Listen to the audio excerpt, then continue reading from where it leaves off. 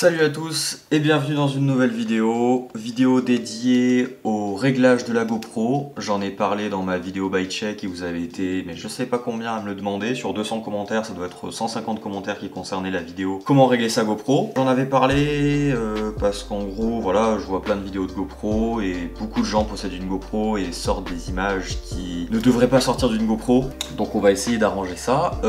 S'il y a des gens qui s'y connaissent en réglage de caméra, peut-être qu'ils diront que mes réglages c'est pas exactement ceux-là que eux conseilleraient, mais bon, moi c'est ceux-là que j'utilise, c'est ceux que je conseille. Je bosse dans la vidéo, j'ai fait pas mal de tests et pour moi c'est ceux-là les meilleurs. On va pas traîner plus longtemps, on va partir dans le vif du sujet. Donc première chose déjà pour bien régler une GoPro, c'est où la mettre sur le casque et comment l'orienter. Voilà mon casque, moi c'est simple, la GoPro, je la mets sous la visière. Il y en a ils la mettent sur le torse ou quoi, il y en a ils la mettent sur le casque. Sous la visière, c'est le mieux, c'est là où on a vraiment l'impression d'être à la place des yeux du pilote. Pour l'orientation, ce qu'il faut faire, il faut que la GoPro regarde dans la même ligne que le champ de vision du pilote. Donc voilà, il faut qu'elle regarde au même endroit que vos yeux. C'est le mieux pour qu'on voit bien le vélo et aussi la piste. Pas la piste et on voit pas beaucoup le vélo ou que le vélo et du coup on a l'impression que ça regarde en bas. Voilà, comme ça c'est le mieux pour que ce soit polyvalent. Personnellement, comme attache, j'utilise une Ninja Mount. Si jamais vous voulez vous la procurer, je vous mets le lien en description. Pour ceux qui fixeraient directement leur GoPro sous la visière, pensez à bien serrer la visière pour éviter que celle-ci bouge et du coup dégrade la qualité d'image de la GoPro. Ensuite, on va passer directement au réglage de la caméra. Donc, je vais la récupérer. On va se fabriquer un petit truc un peu en manouche. Ok, on est pas mal. Alors, je vais essayer de vous expliquer comment régler une GoPro, peu importe votre GoPro. Si vous avez une GoPro Hero 7 Black, donc la même que moi, vous pouvez mettre les mêmes réglages que moi. Si vous avez des caméras plus vieilles, bah, c'est sûr que ce sera pas forcément des images d'une aussi bonne qualité. La Hero 6 a le même capteur que la Hero 7 il me semble, donc ce sera sensiblement pareil, avec un peu moins de stabilité, mais bon. Et pour la Hero 8, bah, je vais essayer d'expliquer pour que vous puissiez la régler. Alors, première chose hyper importante à respecter, c'est le champ de vision. Donc le champ de vision, c'est là, donc CDV champ de vision. Il y en a plusieurs, il y a linéaire, large et super view. Il faut mettre obligatoirement super view. Là, je vous explique super view, donc sans rentrer dans les détails, ça utilise vraiment l'entièreté du capteur de la GoPro, puis ça le ramène à 16/9 et du coup, il y a vraiment un champ de vision où on voit vachement en haut et en bas, et aussi à droite à gauche. Si vous mettez pas super view, bah on verra un peu moins le haut de la piste et moins le... Enfin vraiment ça va recadrer et ça va vraiment pas être fou. Donc vraiment, le plus important, peu importe les réglages, c'est il faut obligatoirement qu'il y ait le super view. Deuxième paramètre important pour moi, c'est la stabilisation. Donc sur la GoPro Hero 7 Black, bah du coup c'est l'Hyper Smooth. Sur la Hero 8, il y a l'Hyper Smooth 2.0. Les GoPro avant, la Hero 6, il y a une stabilisation standard mais qui fonctionne déjà très bien. Il faut au moins qu'il y ait une stabilisation de base. Filmer sans stabilisation, ça va vachement bouger. Donc même si vous n'avez pas l'Hyper Smooth 2.0, déjà une stabilisation standard, c'est pas mal. Donc ça, il faut toujours qu'il y ait super view et au moins une stabilisation. Ensuite, on va régler tout ce qui est résolution et nombre d'images par seconde. Là, vous avez deux choix qui s'offrent à vous. Soit vous filmez et vous vous en foutez de faire des ralentis. Donc dans ce cas, vous filmez à 30 images par seconde. Hop. Et ensuite, vous réglez votre qualité.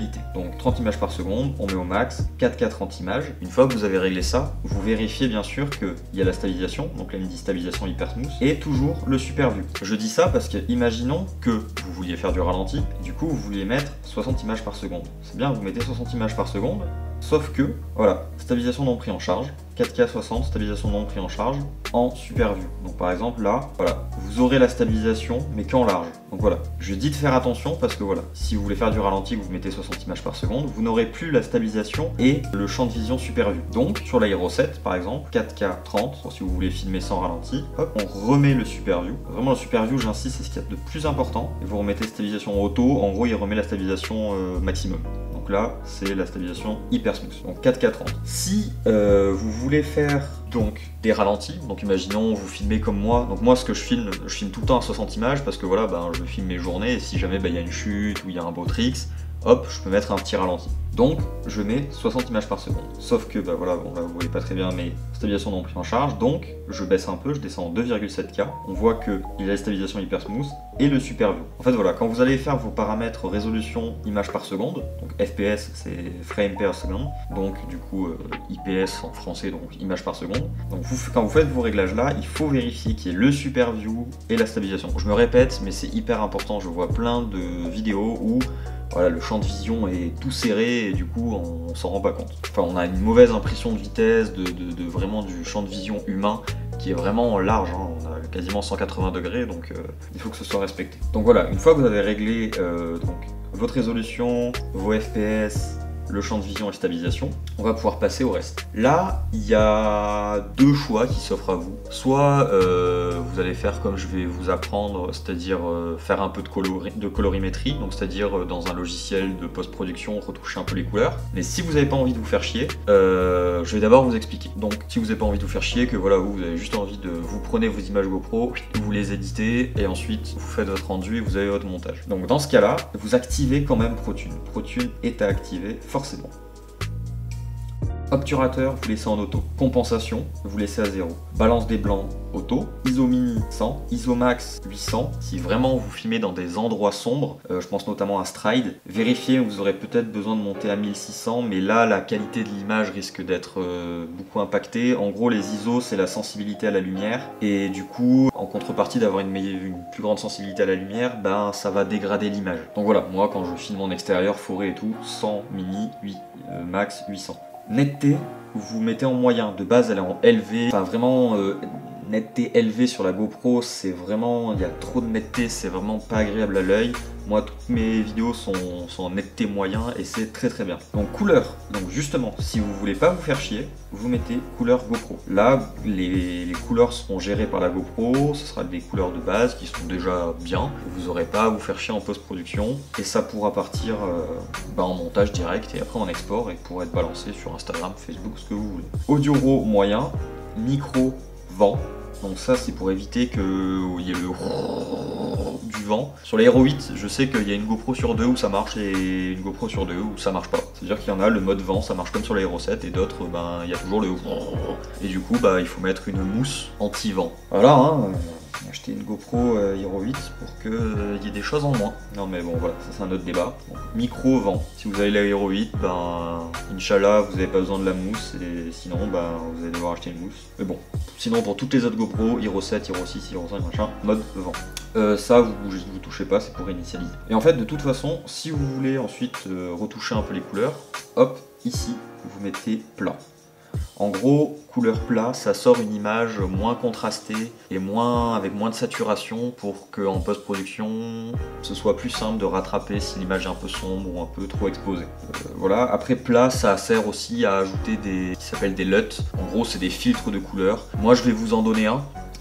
Qui sort des couleurs assez traditionnelles. Après, si vous allez sur Google, vous tapez LUT GoPro et vous essayez de trouver des LUT gratuits. Là, je vous mettrai un LUT qui permet d'avoir des couleurs assez naturelles mais qui rend bien. Donc voilà, sur les réglages GoPro, c'est comme ça que je la règle, c'est comme ça qu'il faut la régler. Là, on va passer directement au logiciel de montage.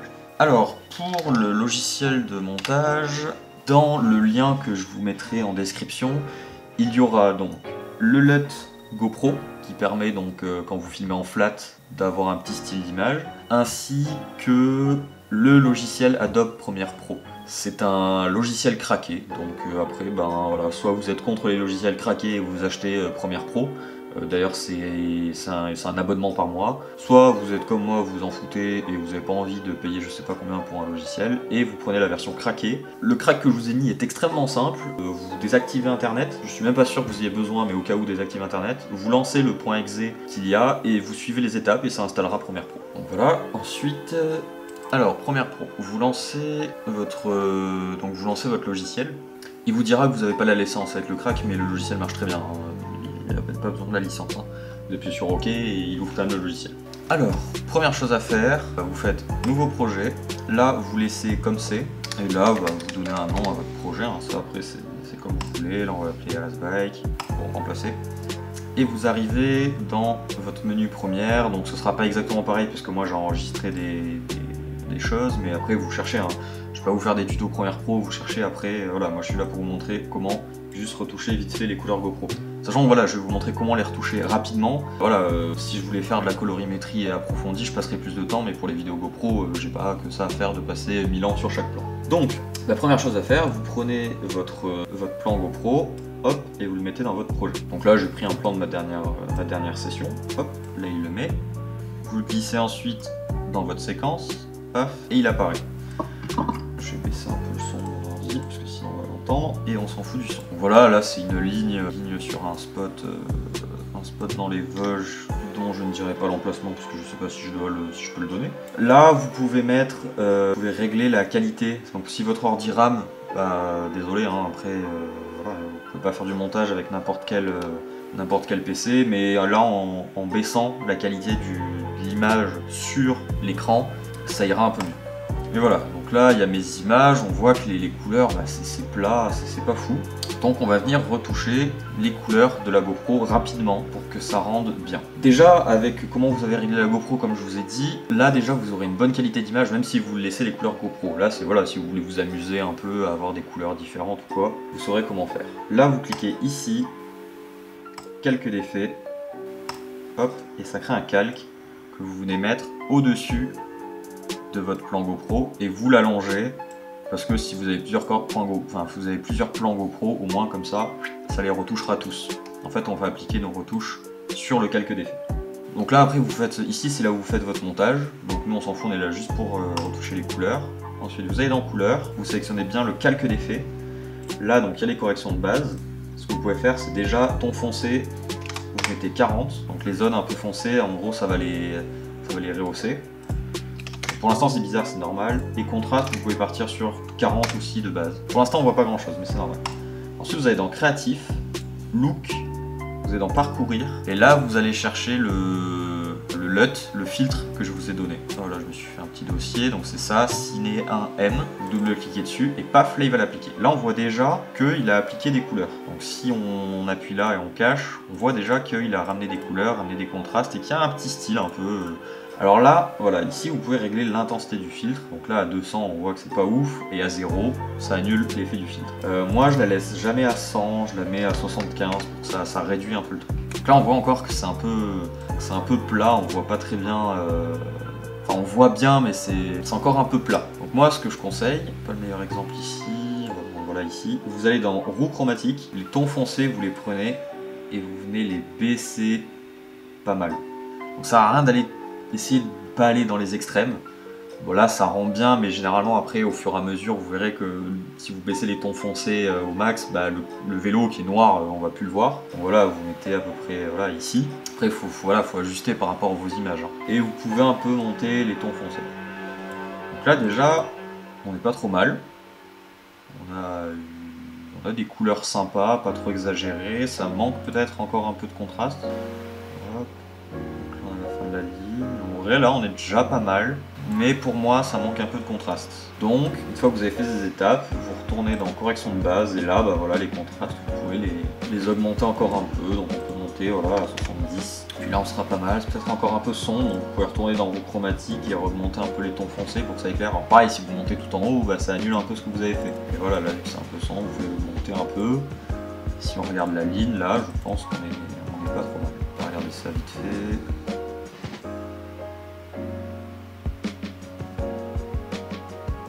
Oh, en vrai on est pas mal hein.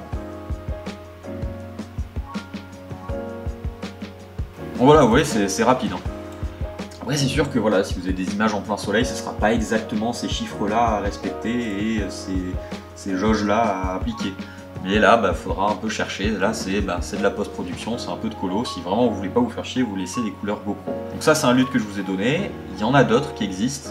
Moi, comme je dis, celui que j'utilise sur mes vidéos GoPro, il est un peu différent. Les ombres sont un peu bleutées. Moi, j'aime bien, c'est un style. Après, bah, vous trouvez celui qui vous correspond. J'ai oublié de le dire, mais si jamais voilà, vous voyez que les couleurs sont un peu trop exagérées, donc des fois les verts, vous allez voir qu'ils sont un un peu trop pétant. Vous pouvez baisser ce qui s'appelle la saturation, donc la baissez pas trop, sinon vous allez avoir une image noir et blanc si vous la mettez au minimum. Mais voilà, vous pouvez baisser, descendre à 95, 90 selon comment sont les couleurs, ou justement si elles sont trop basses, un peu les augmenter, mais pareil, montez pas trop, après ça va faire des couleurs vraiment flashy. Et puis si vous voulez vous amuser, voilà, vous pouvez retoucher un peu les tons clairs, les blancs, ça après vous allez voir, ça change pas mal l'image. Moi normalement sur les couleurs GoPro, comme je vous ai réglé la GoPro, il n'y a pas besoin de toucher ça, après vous pouvez vous amuser, attention de ne pas aller trop dans les extrêmes pour pas trop dénaturer l'image. Je sais qu'on va me demander est-ce que tu peux faire un tuto pour bien faire des ralentis, faire ça. Des tutos Premiere Pro, il y en a à l'appel, donc ça c'est à vous d'aller voir pour après bosser vos talents de monteur vidéo et faire vos vidéos. Et en fait, deuxième point que j'ai oublié, je vais vous montrer vite fait comment faire les paramètres d'export de la GoPro. Donc les paramètres d'export sur le logiciel pour avoir une bonne qualité d'image. Donc quand vous avez votre vidéo, vous appuyez sur I et un autre point sur O, il y aura ça qui va apparaître. Et ensuite, hop, vous étendez sur la zone dont vous voulez faire le rendu. Ça marche aussi avec ceci. Si j'appuie là et si j'appuie ici, ça va changer la zone. Donc voilà, après on peut la tirer et mettre ça. Hop. Et ensuite vous allez dans Fichier, Exportation média, et là on va faire un truc personnalisé. Alors là on va mettre H264, si vous le mettez sur YouTube c'est le mieux. Et là vous allez dans personnaliser, la qualité, vous laissez la qualité que vous avez mis de la GoPro, donc si c'est logiquement vous faites correspondance des sources, et là hop il va mettre les qualités de la GoPro, donc en gros c'est 4K, 1080, 2,7K, enfin voilà, ça dépend ce que vous avez mis. Si vous voulez faire du ralenti, fréquence d'image, moi je ne mets jamais 60, j'aime pas 60, j'ai l'impression que en fait c'est trop fluide et j'ai l'impression que ça ralentit la sensation de vitesse. Donc là je décoche, hop, et je mets 30. Ça on s'en fout, ça on s'en fout, ça on s'en fout, ça on s'en fout. Là faut bien vérifier que rendu à la résolution maximum, enfin maximale, soit coché. Et là vous faites pas chier, là vous cochez CBR et débit cible vous mettez 40. Sachant que je conseille que quand vous faites un rendu sur votre ordinateur, à moins que vous ayez une bête de compète, ne touchez plus à votre ordi, parce que si par exemple, imaginons que vous lancez un jeu en même temps qu'il y a un rendu, votre jeu va ramer et en plus il y a une chance que le rendu crache. Ensuite, là vous vérifiez que encore il est coché utiliser la qualité de rendu maximum. Et c'est tout. Là on peut partir sur exporter, hop, et ça lance l'export de la vidéo. Après voilà, ça peut être dans différents... La vidéo peut être stockée dans différents endroits, il faut vérifier le chemin cible.